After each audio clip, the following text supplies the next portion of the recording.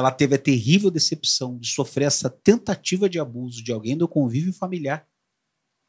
E aí, na sequência disso, o segundo problema, não ter recebido crédito nenhum da pessoa que mais a protegia. 75,9% das vítimas possuem algum tipo de vínculo com o agressor. Sexo das crianças e adolescentes vítimas de violência sexual. 81,8% são meninas e 18,2% são meninos. Sabe o que me chamou bastante atenção no relato também? Foi o fato de ela ter se desvencilhado, corrido, ido até a vizinha, e a vizinha, não que ela tivesse total responsabilidade, mas sim, de acordo com a Constituição, todos nós somos responsáveis pela criança. Começa com a família, vai para a sociedade e, por fim, o Estado. Então, quando todos, entre aspas, falham, chega nessa ponta que é o Estado, né? Então, a vizinha, por algum motivo, não teve reação, não soube como agir. E isso, se a gente voltar no tempo, hoje você tem 25 anos.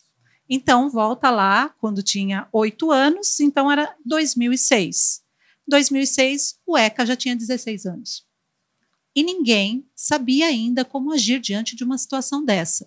Então, a gente percebe que até o próprio ECA vai tornando-se mais maduro à medida do tempo, e hoje todo mundo conhece, já ouviu falar sobre um conselheiro tutelar, sobre o conselho tutelar, como que se dá o processo de escolha, enfim, tudo isso. Mas naquela época, todos falharam. Todos falharam. Poderia ter sido evitado.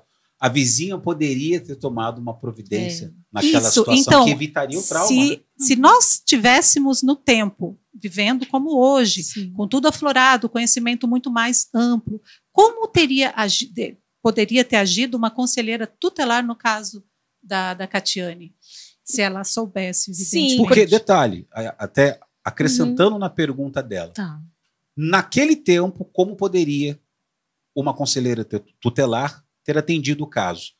E isso pode fazer link com os atendimentos de situações semelhantes que a senhora já desenvolveu. Sim, bispo. Então, o conselho tutelar, ele age por provocação e por denúncias. Então, no caso, por exemplo, nós temos o Disque 100, mas naquele caso, como a Wade falou, a vizinha já deveria ter levado ela para a delegacia de polícia. Aí a própria delegacia aciona o conselho, aberta um boletim de ocorrência, porque no ECA diz em caso de tentativa. Não precisa consumar o ato e independe como seja. O ECA já é amplo e garante esse direito de já abrir um boletim de ocorrência. Posteriormente, isso vai para o sistema de garantia, é atendido no Pérola Baito, faz o exame, independente se aconteceu ou não, que isso respalda a criança. Aí dentro do sistema de garantia, nós temos o CREAS, nós temos todos os atores ao qual essa criança se submete para que não haja traumas. No caso dela, não teve esse acompanhamento.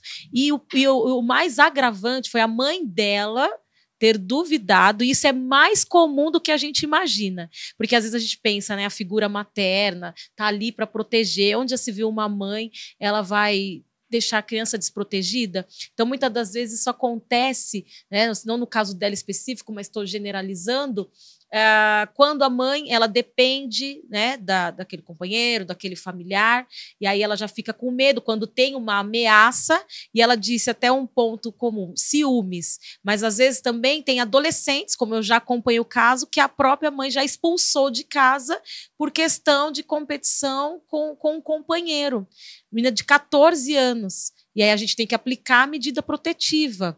Então, falhou dentro de casa e falhou também na sociedade, porque o artigo 98 do ECA diz que todos nós somos responsáveis por a proteção integral dessa criança, desse adolescente. Então, ela vem vindo uma sucessão de falhas, que é onde chegou em tudo que e aí, no caso, por ação ou omissão também. Ação ou omissão. E nesse caso, foi omissão. Omissão, exatamente. Né? Então...